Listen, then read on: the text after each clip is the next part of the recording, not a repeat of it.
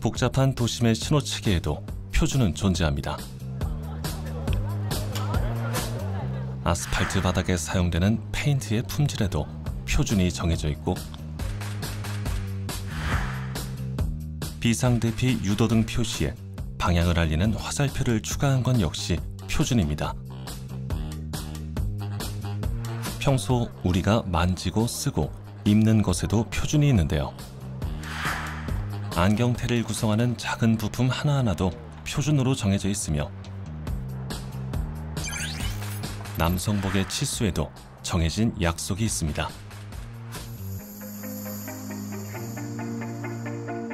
서로 호환이 되지 않아 사용하기 불편했던 소형 전자제품의 전원 접속도 USB-C 타입을 국가 표준으로 정해 사용하기로 했습니다.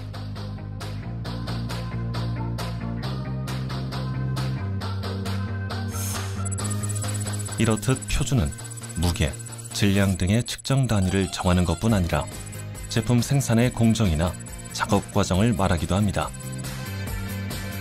또 제품의 안전을 실험하는 방법 역시 표준의 대상이 됩니다.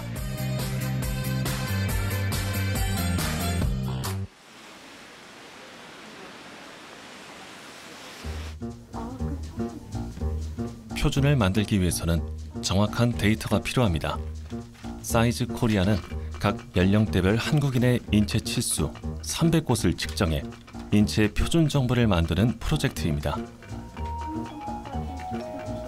이 인체 표준 정보는 여러 제품과 서비스 개발에 쓰이는데요. 올해로 8회째를 맞은 사이즈 코리아 프로젝트. 그동안 한국인의 신체 사이즈는 어떻게 변해왔을까요? 1974년도에 지하철 1호선이 보급이 되었었는데요. 그때 당시에 그 지하철 의자의 너비 같은 경우는 약 43cm 정도 됐습니다. 그때 당시 1973년도에 성인 남성의 허리 둘레를 기준으로 해서 그 치수가 만들어졌었고요. 1974년 개통된 지하철 1호선을 시작으로 2009년 9호선이 개통되기까지 36년간 한국인의 신체 사이즈는 많이 달라졌습니다. 달라진 신체 사이즈에 맞춰 지하철 의자도 2cm 넓어졌습니다. 또 70세 이상 고령층의 신체 사이즈가 눈에 띄게 달라졌는데요. 지난 20년 사이 고령층 남자의 평균 키는 2.9cm, 여자의 평균 키는 2.7cm가 커졌습니다. 표준은 때로 입고 쓰는 공산품에 국한되지 않고 사람의 생명을 구하기도 합니다. 이게 출력이 되려면 36시간에서 과거 고륙종암을 앓았던 이 여성은 최근 암이 재발했다는 진단을 받았습니다. 여기가 이제 종양인데 상당히 크지? 생각보다. 가지고 여기 이제 종양이 이렇게 파먹고 이렇게 생겼는데 지금 발바닥이 좀 많이 저리지? 많이 저려요. 네. 이걸 놔두고 수술할 수는 없잖아. 그잖아. 그래서 근데 이제 여기가 너무 조금 남았기 때문에 여기를 이제 고정을 해야 하잖아. 그래서 이 3D로 여기까지 이렇게 나와서 3D 몸체로 해서 의료진은 암이 있는 무릎뼈 전체를 잘라내는 대신 무릎 관절을 살리는 방법을 고민했습니다. 그다음에 종양이 여기니까 종양이 가이드를 딱 대고 커팅을 하는 거지. 그러면 이게 이제 뼈거든. 그러면 이곳이 결합이 되는 거지. 나사모. 환부를 잘라낸 자리에 3D 프린팅 보형물을 넣어 뼈를 대신하는 겁니다. 한 20년 뭐 이때 이렇게 보면은 유럽으로 독일로 주문을 했어요. 주문을 했는데 주물 제작. 그래서 독일에 주문했을 때는 어떻게 했냐면 그 사이에 환자는 항암을 하고 하는데 그게 주문 제작이 도착하면 이미 종양이 퍼져가지고 그게 안 맞는 경우가 있어요. 시간이 너무 오래 걸리니까. 몇 개월 걸리나요? 그 당시 3개월. 3D 프린팅 기술이 발전하면서 다양한 의료 보형물이 국내에서 제작되고 있는데요. 한국의료진은 이 3D 프린팅 기술로 국제 표준까지 획득했습니다.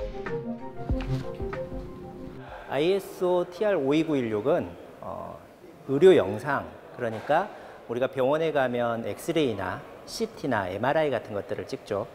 그 영상들은 그 2차원 평면 이미지입니다. 이런 것들을 3D로, 그러니까 실제적으로 입체 형태의 모형이 될 수 있도록 이것들을 컨버전해주는 그러한 형태. 그러니까 2D 영상으로부터 3D 영상을 취득하게 되는 형태의 과정을 만들어주는 표준입니다.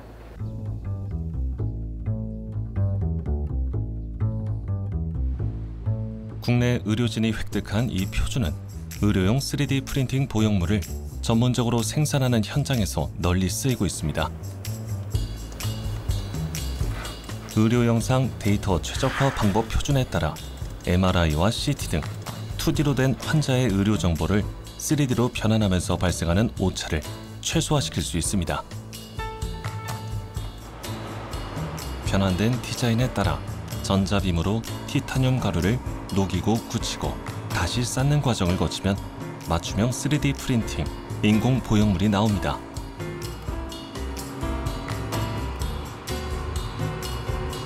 (10cm의) 인공 보형물을 쌓아 올리는 데 걸리는 시간은 대략 10시간에서 15시간 정도. 완성된 보형물을 다듬고 소독하는 후처리 과정을 거치면 의료용 3D 프린팅 보형물이 완성됩니다.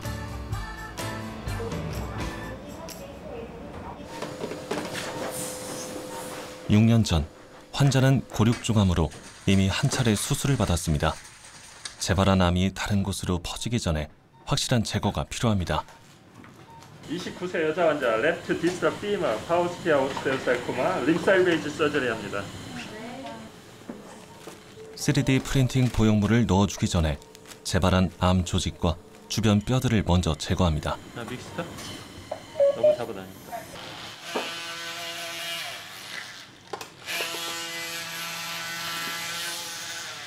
이 속에는 이제 종양이 융기된 부위가 종양이 있을 것 같습니다. 암 조직과 함께 허벅지 뼈를 10cm 정도 잘라내고 그 빈자리에 3D 프린팅 인공 관절을 넣어 무릎뼈와 허벅지 뼈를 연결해주면 재활 훈련을 통해 보행도 가능해집니다. 일단 뼈를 절제하면 여기는 관절이 너무 조금 남았기 때문에 뭔가 고정하기가 굉장히 어렵습니다. 특히 체중이 실리는 부위는 더 어렵습니다. 그래서 저와 같이 견고한 메탈 3D 프린팅만이 지금 현재는 희망이라고 할까요? 지금 다음 주가 명절이잖아요. 명절 전에 태어납니다. 목발 짚고. 환자의 특성에 맞춰 오차를 최소화한 3D 프린팅 국제 표준은 암으로 고통받는 환자들에게 희망이 되고 있습니다. 이는 한국이 3D 프린팅 분야에서 획득한 첫 국제 표준이기도 한데요. 국제 표준을 획득하기까지 그 과정은 쉽지 않았다고 합니다.